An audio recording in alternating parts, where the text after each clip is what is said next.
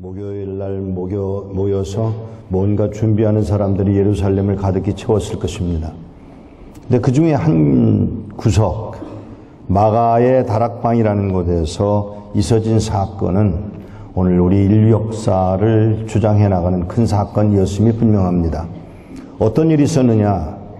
예수님은 12명의 제자들과 함께 그곳에 모여 앉았습니다. 그리고 갑자기 겉옷을 벗으시고 그리고 대야를 가져다가, 잘 기억하셔야 합니다. 예수님이 지금 팬티를 입고 있는 게 아닙니다. 팬티는 17세기 이후에 만들어졌기 때문에 보나마나 긴 수건으로 앞을 적당히 가리워 놓으셨을 것입니다. 그리고 예수님은 제자들의 발을 씻기기 위하여 거기에 대야에 물을 가져다가 발을 씻기기 시작합니다. 놀라운 것은 사람들이 그려낸 그림을 보면 말도 안 되는 그림으로 그려져 있다는 사실입니다. 일자에 그리고 의자에 앉은 상황은 새빨간 거짓말입니다. U자로 된 땅바닥에 멍석 위에 앉아서 5명이 이쪽에 앉고 이쪽에 5명이 앉고 가운데 3명이 앉아 13명이 자리를 하고 있는 상황이었습니다. 예수님은 끝에서부터 한 사람 한 사람 무릎을 꿇은 채로 제자들의 발을 씻겼을 것입니다. 6번째 사람이 베드로였습니다. 그리고 베드로는 예수님의 무릎에서 흘리는 피를 보았을 것입니다. 땅바닥은 흙바닥이 아니었습니다. 나무바닥이 아니었습니다. 돌바닥이었을 것입니다. 그 돌바닥을 옮겨가면서 흘러내리는 피, 그 피를 베드로가 보고 이런 말을 했을 것입니다. 나는 아닙니다, 예수님. 그러나 예수님과 흥정을 하는 과정에서 베드로가 양보를 하고 그리고 이어진 일들이 일어납니다. 자, 여기서부터 시작된 예수 그리스도의 고난의 상황은 이제 이어져서 쩔뚝거리면서 2.5km나 되는 겟세마네 동산, 그러니까 예수님의 친구가 가지고 있던 겟세마네 동산까지 이동을 하십니다. 쩔뚝거렸을 것입니다. 그리고 아시는 대로 거기서부터 예수님은 제자들과 떨어져서 한 30m 거리에 떨어져서 가셔서 예수님은 피 흘리는 모습으로 기도하셨다라고 되어 있고, 그리고 예수님은 찾아온 가룟 유다와 사람들에 의해서 끌려가기 시작합니다. 그리고 그는 가서 6번 일하는 여러 번 동안에 법정을 오고 가는 동안 결론이 내려진 것은 매를 맞는 것이었습니다. 이사야 53장 10절에 보면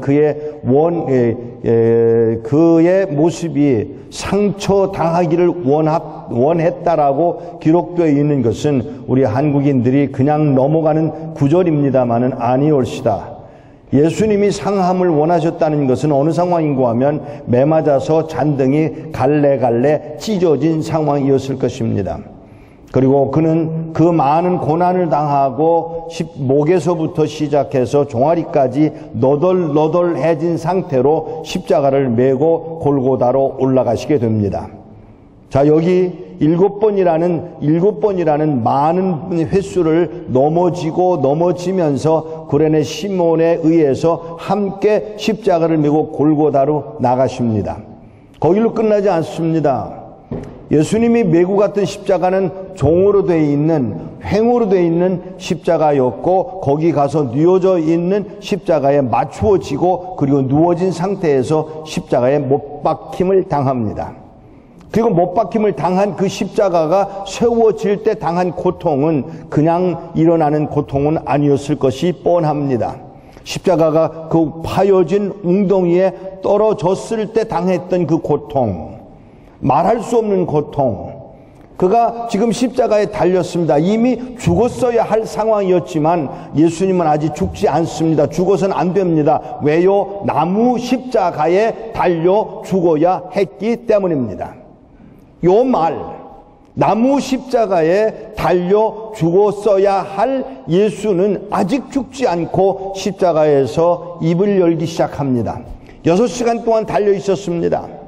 그리고 그 예수는 거기서 말을 시작하는데 그 말이 처음 하신 말이 뭐였느냐 하면 아버지여 저들을 사하여 주옵소서 저들이 하는 일을 저들이 알지 못함이니이다 라고 하신 말씀을 우리는 그냥 평범하게 우리가 하는 말처럼 생각하는 경향이 높습니다. 아니올시다. 예수님의 무릎은 구부러져 있습니다. 그리고 잔등은 대기가 어렵습니다. 십자가는 락잇 크로스라고 되어 있습니다. 무슨 말인가 하면 이 낫으로 껍질을 벗겨놓은 거친 상태의 십자가였습니다. 대패로 깎아놓은 십자가가 아니었습니다.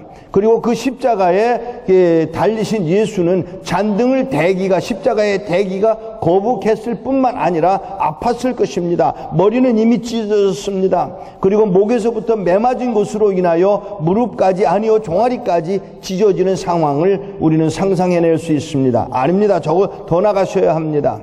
예수는 말씀을 하시기 위해서 자기 뱃속에 바람을 집어넣어야 하기 때문에 무릎을 펴 올리는 과정을 거치셔야 했고 그리고 잔등을 뒤에 대고 하시는 말씀이 Father, forgive them.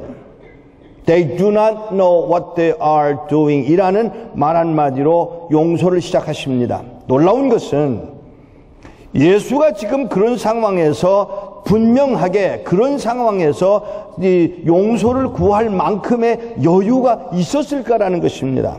그러나 예수는 분명히 그 자리에서 그 상황 속에서 기억구하셔야 할 말 하나님께 아버지께 고합니다. 아버지여 저들을 용서하여 주옵소서라는 말 한마디. 놀라지 마십시오.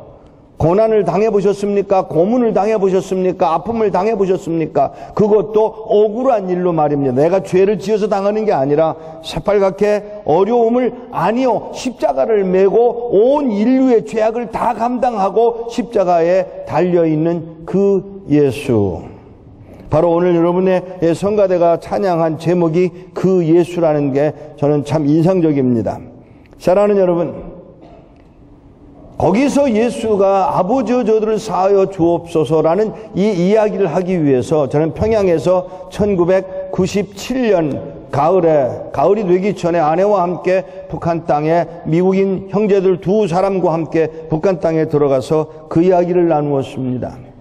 다른 이야기는 할 수가 없었습니다. 왜냐하면 이미 평양에 들어갔던 3번씩이나 들어갔던 제가 하나님 앞에 책망을 받았기 때문입니다. 어떤 책망이냐고요? 너는 네가 좋아하는 사람들만 만나고 돌아왔잖아.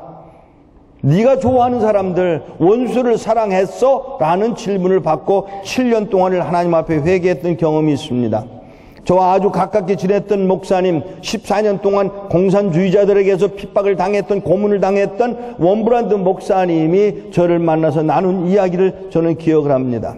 그분이 이런 이야기를 하더라고요.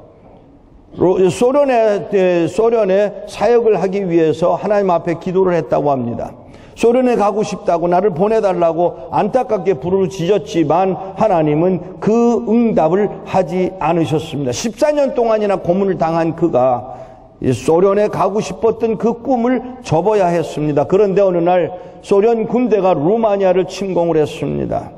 그리고 침공을 할 때 이 원브란드 목사님은 커다랗게 플래카드를 만들어서 Welcome to Romania라고 써붙인 그것만 한 게 아니라 이 탱크의 뚜껑을 열고 나오는 군인들에게 먹을 것과 마실 것을 가져다 주었다기에 제가 그게 가능했느냐고 물으니까 그게 그리스도의 사랑이야. 우리를 욕하고 밟고 그렇게 하는 사람들에게 해야 할 일이 그것이야. 예수님이 그렇게 하셨어. 너와 나도 그 일을 위해서 공산권 선거하는 거 아니냐고 묻는 그 목사님의 눈에서 눈물이 흘렀습니다. 그 목사님이 제게 조용히 이런 말을 하시더라고요. 이 목사, 왜요? 나 이 말 내 아내에게 못 물었어. 뭔데요? 감옥에 잡혀가 있는 동안에 내게 와서 나를 고문하던 고문관이 한 말이 뭔지 알아? 내 아내도 감옥에 갇혀 있어. 그리고 동영상을 찍어서 영화를 찍어서 보여준 것이 다른 여자들이 강간당하는 고문이 지나쳐서 강간당하는 장면까지 보여주면서 내 아내도 이렇게 될 수 있어라고 이야기하는 말을 들었다고 합니다. 그리고 목사님이 석방돼서 나온 후에 아내를 만나서 물어보지를 못했다고 1년이 지나고 5년이 지나고 10년이 지나고 20년이 지나도록 그 질문을 못했노라고 이야기를 하더라고요.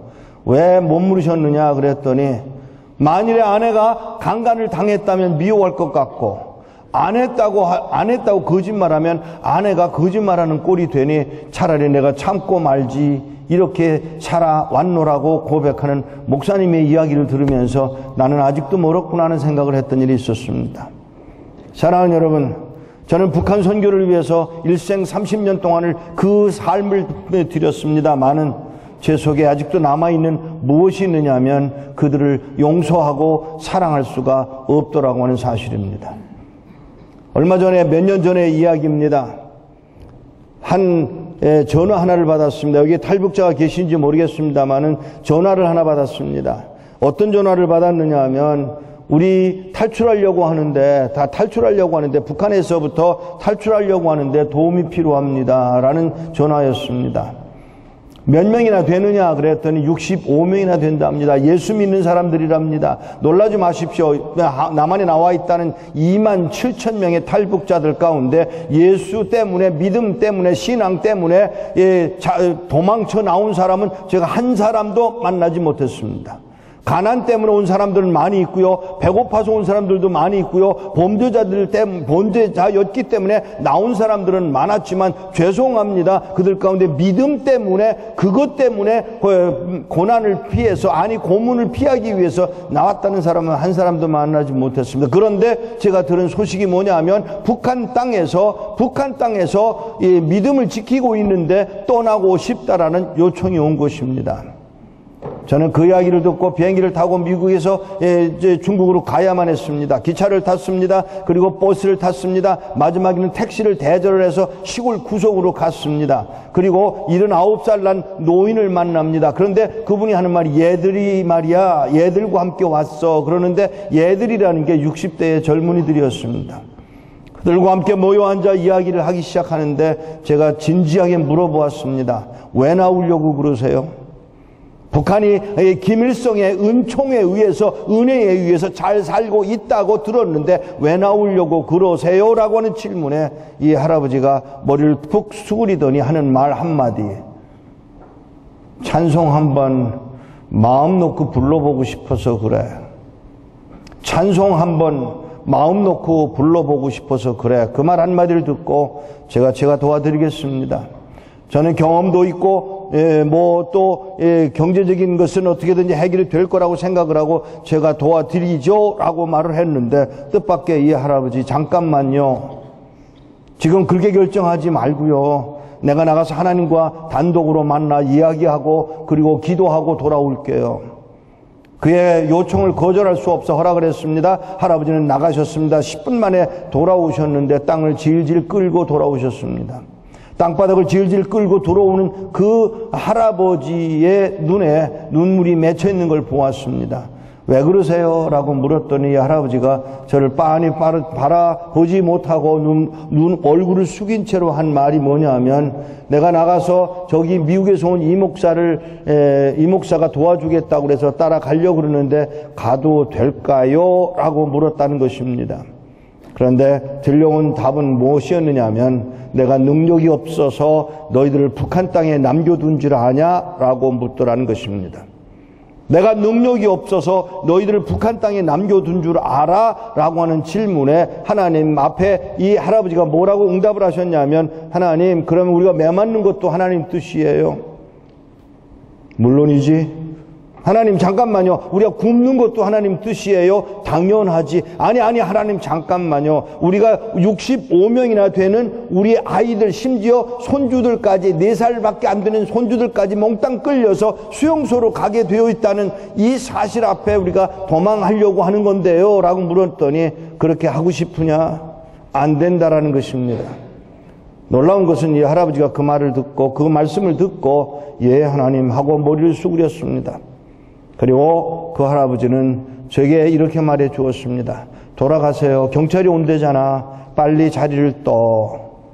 저는 가지고 갔던 돈 3,000불을 넘겨주면서 3,000불이라는 돈이 작지 않은 돈입니다. 왜냐하면 북한에서는 200불로 집 한 채를 살 수 있는 상황인데 여기에 3,000불 15채의 집을 살 수 있는 돈이라는 사실을 기억하셔야 합니다. 그리고 그분에게 넘겨주고 인사를 드리려고 이렇게 허그를 하려고 그러는데 그게 아니라고 생각이 되어서 무릎을 꿇고 그가 신고 온 신발을 내려다보게 되었습니다. 구멍이 뚫려 있었습니다. 그리고 구멍이 뚫려 있는 그 구멍에서 나온 발가락에 때가 낀 발가락을 보고 제가 거기다 입술을 대고 키스를 했습니다. 울고 있었습니다. 그런데 내 목에 떨어진 것은 그 할아버지의 눈물이었습니다. 놀라운 것은 그리고는 그들은 돌아갔습니다. 북한 땅으로 돌아갑니다. 저는 그 할아버지가 돌아가는 이야기를 다 알게 되었지만 그가 마지막에 헤어질 때 남긴 말을 잊을 수가 없습니다. 누가 우리를 그리스도의 사랑에서 끊으리요. 이 할아버지는 이 이스라엘에서 있었던 예수 그리스도의 죽음과 용서와 사랑과 죄 사함에 대한 분명한 선이 그어져 있었기 때문에 내가 돌아가지만 그리스도의 사랑에서 끊어질 수는 없노라고 하며 돌아갔습니다. 몇 년 후 저는 그 할아버지의 이야기를 듣고 싶어서 그 동네를 다시 찾아가게 되었습니다. 택시 운전수를 만났습니다. 바로 그때 그 몇 년 전에 택시 운전수였습니다. 자동차가 좋아졌습니다. 아이고 돈을 많이 버셨나 봐. 그랬더니 이분이 버럭 화를 내면서 당신 왔다 간 다음에 그 할아버지랑 그 일행들이 어떻게 됐는지 알아? 모릅니다. 알고 싶어서 왔습니다. 그랬더니 이 청년 운전수가 뭐라고 그러냐면 이보게 그 사람들이 끌려가다가 6명의 젊은이가 잡아가는 경찰에게 항의하고 덤비다가 6명은 머리가 깨져 즉사를 하고 59명이 끌려갔는데 그 중에 아이들, 엄마들, 여인들 그리고 그들이 북한 땅으로 그 수용소로 끌려가서 4, 5년 동안에 굶어 죽고 매맞아 죽고 그리고 병들어 죽었다라고 이야기하는 이야기를 들었습니다. 그리고 이 운전수가 저보고 하는 말이 목사님, 왜 그러세요? 이 운전수가 하는 말이 그들이 믿는 예수를 그들의 그 고난을 통해서 경험한 이야기를 듣고 나도 예수를 믿게 되었노라고 하는 이야기를 들었습니다. 놀라지 마십시오. 65명의 생명은 하나님의 명령을 따라 죽어간 65명의 생명은 한 영혼을 구원하고 죽어갔다는 이야기를 들려드리고자 하는 것입니다.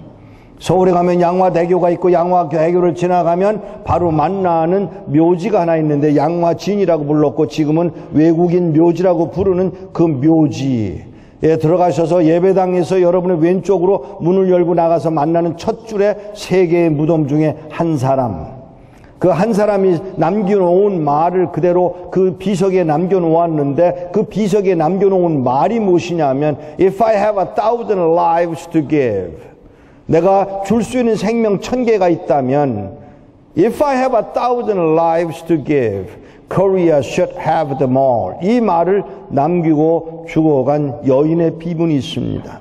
26살에 대학을 마쳤습니다. 대학원을 마쳤습니다. 박사학위를 받았습니다. 그리고 그 많은 학교로부터 교수로 초빙을 받고 있는 상황인데 하나님이 뭐라고 말씀하셨느냐 하면 Go to Korea라고 하는 말씀을 하셨고 여인은 예 하고 한국 땅으로 와서 6개월 만에 병들어 죽습니다. 학교도 세우지 못했습니다. 병원도 세우지 못했습니다. 그것이 여인이 걸어간 길입니다. 단지 한 것은 순종했다는 것 외에는 남은 게 아무것도 없는 여인은 6개월 만에 한국의 풍토병에 걸려 죽어가고 그리고 한국 땅에 묻혀 있습니다. 그의 삶의 목적은 무엇이었을까요? 사랑하는 여러분, 저는 많은 시간이 할애되어 있지 않지만 내가 마지막으로 들려주고 싶은 이야기는 저도 중국 사역을 하면서 북한 사역을 하면서 기회를 따라 매를 맞았고 고문을 당한 사람 중에 하나입니다. 특별히 중국에서 사역을 하다가 밤에 끌려가서 4시간 동안 조서를 써야만 했습니다. 그걸로 끝난 줄 알았습니다. 거의 벌거벗겨진 상황에서 옷을 갖다 주기에 너무 반가워서 옷을 입으려고 그러니까 아니라는 겁니다. 왜 아니냐고 물었습니다.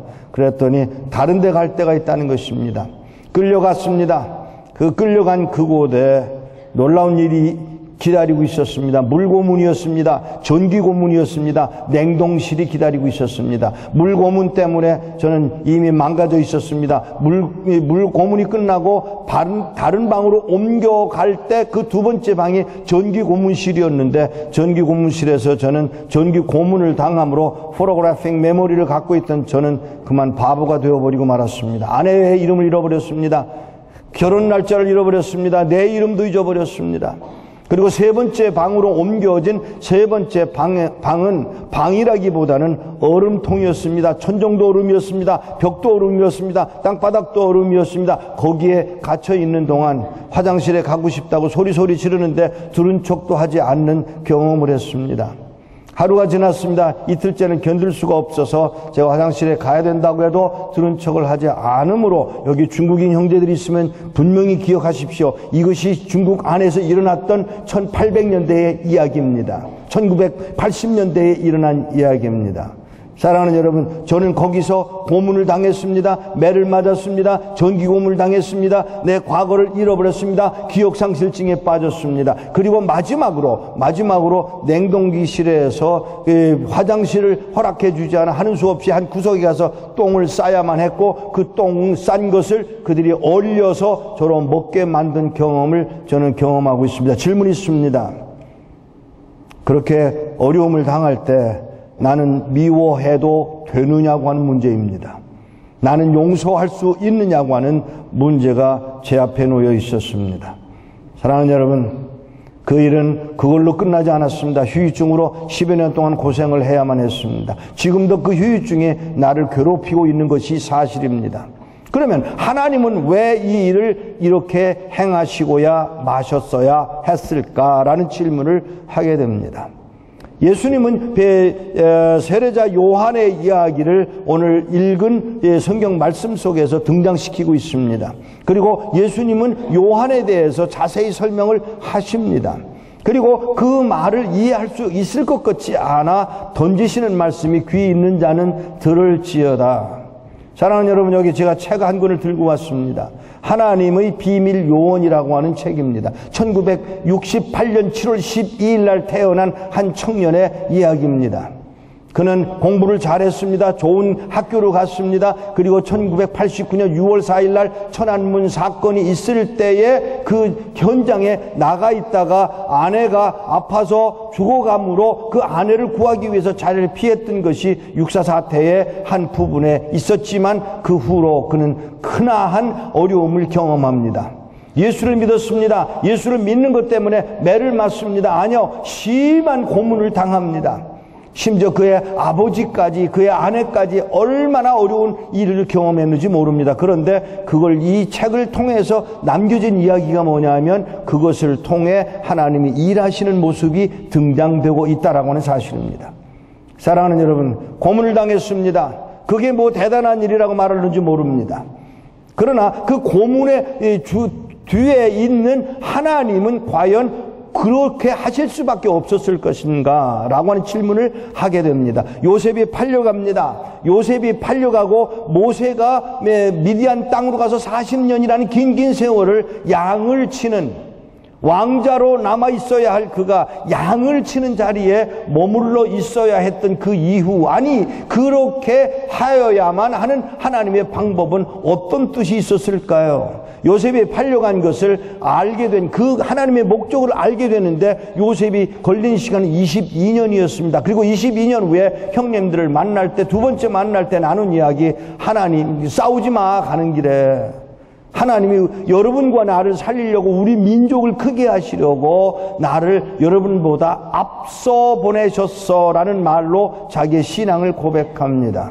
사랑하는 여러분, 평택대학교의 학생 여러분, 오늘 여러분과 나를 향한 하나님의 뜻이 무엇이라고 생각하십니까? 저는 감옥에 가서 이런 질문을 했습니다. 하나님은 살아계신가? 하나님은 정말 살아계신가? 그리고 우리 어머니는, 내 어머니는 내가 이렇게 고문당할 걸 알고 나로 하여금 이 길을 가도록 가르치셨던 것일까? 7살 때 하나님은 제 어머니를 통해서 북한 가라고 말씀하셨고, 그 후에 변함없이 이 길을 걸어왔지만 내게 남은 것은 고난이었습니다. 고문이었습니다. 외로움이었습니다. 아픔이었습니다. 그러면 열매가 없는 것일까요? 열매 없는 것이라도 관계하지 않아야 된다고 하는 건 제가 알지만 그 아픔은 적지 않았습니다. 세월이 많이 흐른 후에야 알게 되어서 13년이 지난 후에, 고문당한 지 13년이 지난 후에 하나님이 제게 그 땅에 그 사람들을 만나러 가라고 해서 가서 만났다가 놀라운 일을 경험하게 됩니다. 무엇인지 아세요? 사랑하는 여러분, 나는 그곳에 가서 그들을 만날 때 두려움을 가지고 갔습니다. 뭐가 두려운가 하면 그들이 두려운 게 아니고요. 나 자신이 그 살인을 배웠던 사람, 살인한 걸 배웠던 사람, 첩보의 기술을 가지고 있는 사람이 그 자리에 가서 나도 모르게 그들을 볼 때 나를 고문했던 4명의 사람들을 목을 쥐고 흔들어 죽일 수도 있다는 그 두려움을 제가 가지고 가서 그곳에 사람을 만나게 됩니다. 나를 고문했던 사람은 하나도 만나지 않았지만 그 한 사람, 나를 가장 심하게 고문했던 한 청년의 아내가 저를 알아보았습니다. 그 아내가 제게 말을 걸어옵니다. 13년 전 여기서 고문당한 일이 있습니다. 근데 그 여자의 질문이 뭐냐 하면, 목사님, 제가 목사인 걸 아십니까? 예, 압니다. 저는 압니다. 어떻게 아십니까? 이 여인의 입에서 나온 말, 그 대답을 하기 전에 그 여인의 입에서 나온 말, 목사님을 고문했던 4사람 용서하셨습니까? 라고 제게 질문을 했습니다. 죄송합니다. 대답을 못했습니다. 우물거렸습니다. 제가 말을 못하고 어벙벙해 있는 모습을 여인은 가만히 보고 있다가 하는 말이, 목사님을 고문했던 사람들 지금 뭐 하는지 아십니까? 모릅니다. 4사람 다 얘기할 건 없지만 그 중에 한 사람, 제 남편 얘기를 합시다. 무슨 일인데요? 목사님을 고문하고 돌아온 이 목사님을 떠나보낸 후에 집으로 돌아온 남편은 이렇게 말했습니다. 나 술 끊을게. 그리고 한 가지만 들어주면 나 술 끊을게. 뭔데? 나하고 예배당 가자. 예배당 가자는 말에 놀래가지고 무슨 일이야? 그랬더니 나도 그 사람처럼 살고 싶어. 어떤 사람인데, 내가 고문했던 사람이 목사님이었어. 그는 똥 먹을 때 아무 말도 하지 않았어. 그리고 똥 먹으면서 그는 찬송을 불렀어. 그리고 그는 이렇게 고백했어. 나는 당신들을 사랑하노라고. 말이 되느냐고. 나는 그렇게 살지 못했어. 나는 고문하는 기술자야. 그런데 이 목사는 우리를 사랑한다고 고백했다고. 나는 그렇게 살 수 없을까 고민하는 중이야. 세월이 13년이 지난 후에 일어난 일은 그 고문했던 청년이 교회로 간 것만 아니라 신학교를 가서 목사가 돼 있었습니다. 하나님은 그 한 사람을 목사 만들기 위해, 나를 감옥에다 집어넣고 짓이기고 밟고 욕하고 상상할 수 없는, 여러분 놀라지 마십시오. 지금 북한 땅에서 일어나고 있는 일들을 여러분들이 구체적으로 듣는다면 아마 여러분들이 점심을 못 잡수실 겁니다. 여인들 예수 믿는다고 잡아다가 발을 벌리게 해놓고, 발가벗겨서 발을 벌리게 해놓고 몽둥이로 그 생식기 속에 집어넣는 일들을 자행하고 있는 것이 북한 땅입니다. 예수 믿는다는 이유 하나만으로. 사랑하는 여러분, 외면해도 됩니까? 모른 척해도 됩니까? 귀 있는 자는 들을지어다 하시는 예수 그리스도의 명령을 따라 생각해야 할 일이라고 생각되어집니다. 저의 고문은 고문으로 끝나지 않았습니다. 4명이 목사가 됐습니다. 12명이 예수를 믿게 됐습니다. 그들이 지금 어디서 무슨 일을 하고 있는지는 제게 알려오고 있지 않지만 부끄러워 만나지 못한다며 언젠가 하나님 앞에 떳떳이 설 수 있는 그날에 천국에서 만나자고 고백해오는 소리를 듣습니다. 사랑하는 여러분, 오늘 여러분을 향하신 하나님의 목적이 무엇인지 알게 되기를 바랍니다. 그냥 어쩌다가 태어난 게 아니지 않습니까? 어쩌다가 이 자리에 온 게 아니지 않습니까? 하나님의 뜻이 있어 이 자리에 왔다면 그 뜻을 아는 자가 되어 그대로 행하는 여러분들 되시기를 축복합니다. 기도하겠습니다. 하나님 아버지, 오늘 이 아침 시간에, 오후 시간에 우리로 하여금 하나님 앞에 나와 예배할 수 있는 기회를 허락해 주신 것을 감사합니다. 저 북녘 땅에는 찬송할 수 찬송하기를 원해도 찬송할 수가 없고, 기도하기를 원해도 기도할 수가 없으며, 성경을 갖고 싶어도 가질 수가 없고, 예배하는 십자가가 달린 교회를 발견할 수가 없는 것이 북한 땅인데도 그곳에서 믿음을 지켜가는 하나님의 사람들이 있더라고 하는 사실입니다. 하나님 아버지, 기도합니다. 오늘 우리에게 주어진 상황을 감사하게 하시고, 감사로 끝나지 않고 더 나아가서 이 민족을 향한, 나를 향한, 우리를 향한 오늘 이 시대에 내가 가지고 있는 건강과 지혜와, 그리고 더 나아가서 내게 있는 그 모든 재물이 무엇을 위함인지를 다시 한번 확인하고 결심하고 행하는 자가 되어 하나님의 나라를 확장해 나가는 놀라운 역사를 이루어가도록 긍휼을 더하여 주옵소서. 우리 주 예수 그리스도의 이름으로 기도하옵나이다. 아멘.